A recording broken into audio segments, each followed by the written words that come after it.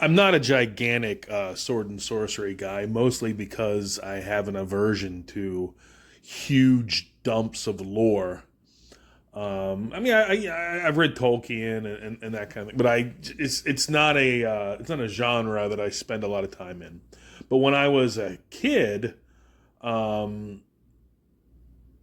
I'm gonna say right at the beginning of college, I got into Roger Zelazny's Amber series. Really liked them.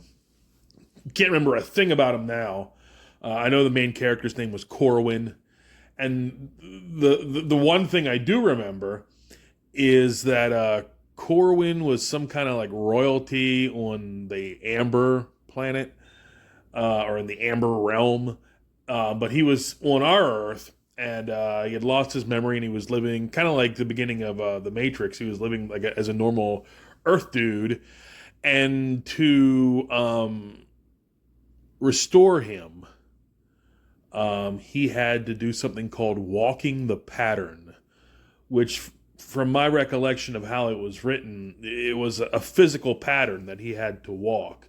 And walking the pattern got harder and harder the further on the pattern you went. But at the end, the process of walking the pattern was transformative, both restoring your memory and transforming him into what he once was. And that always stuck with me, especially as I learned more about Joseph Campbell and the hero's journey. Um, that transformation can be instant, like the Wolfman or the Hulk, but there's also a lot of richness to be plumbed by transformation as a process, as a journey. Um, and that's where I'm going with. I reread the first three issues of Tyler Wentland's Red Koi um, over the weekend. I'd read it when I first venture into Alterna. I want to say it was the summer of 21. Um, and I backed one of their seasonal campaigns at the highest, or one of the highest tiers, which was um, get a copy of everything in our stock. Get one of every issue we have on stock. And I thought that was a good way to get introduced to Alterna. In 2021, I wasn't super familiar with them.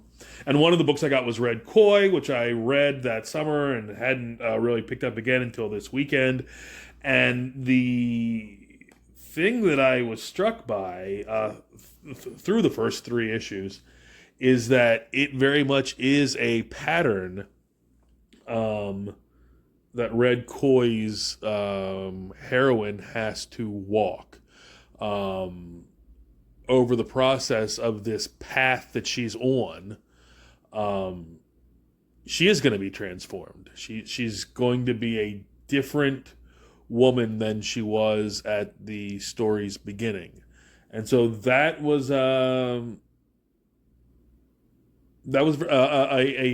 thought provoking idea for me. And like I say, it made me remember Zelazny.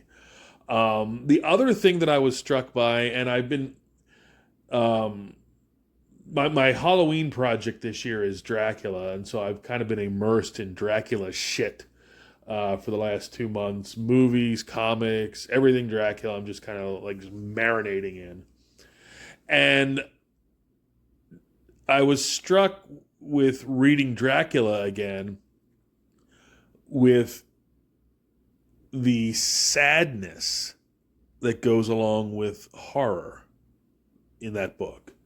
And that sadness, in some of the best horrors, sadness and horror go hand in hand.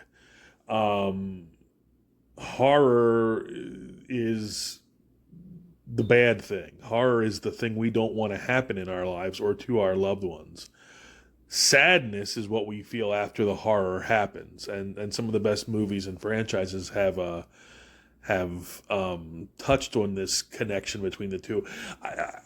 This is not a movie I would ever recommend. I'm not a fan of Rob Zombie's Halloween um, duo at all. and I'm particularly not a fan of Halloween 2, but one thing that I thought was very remarkable about that movie was it's the aftermath of Rob Zombie's Halloween, and it's the impact on this town, on these people that have lost family members to this night of terror. And I don't think that's something you see a whole lot in horror movies. You see a lot of it in slasher movies, but what would it would be an interesting idea for a movie, the town the day after a slaughter.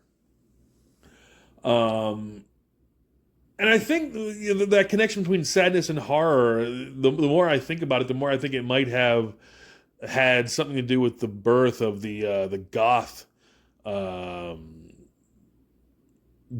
world realm, the goth mindset that's been present for the last 25 years. I think that's a very kind of a goth sentiment. The interconnection between horror and sadness. And why am I talking about all that with Red Koi? Because those two emotions were present in the first three issues of Red Koi. This woman has gone through a draining process, an exhausting process, not just physically exhausting, but exhausting on her, on her core. Um, and she has come to sort of put a period at the end of the sentence, and then thing after thing happens, and as these things happen, and they're monstrous things, they're creatures that she's going to encounter, and villains and enemies, and as these things happen, she becomes aware that some of them are her family's fault, if not her fault directly. And so that brings a sadness to the whole thing. So I was very captivated by the sort of the twin emotional threads of Red Koi, of horror and sadness. So that's it. I thoroughly enjoyed revisiting Red Koi. The art is haunting. The art is ethereal. I like the color scheme. It kind of gives it a very early morning feel when the sun hasn't yet come up, but there's light, and the light kind of has a muted, haunting atmosphere that's present with the color scheme of Red Koi. So I thoroughly enjoyed it. That's all for this time. Until next time, this has been Tom Tuttle.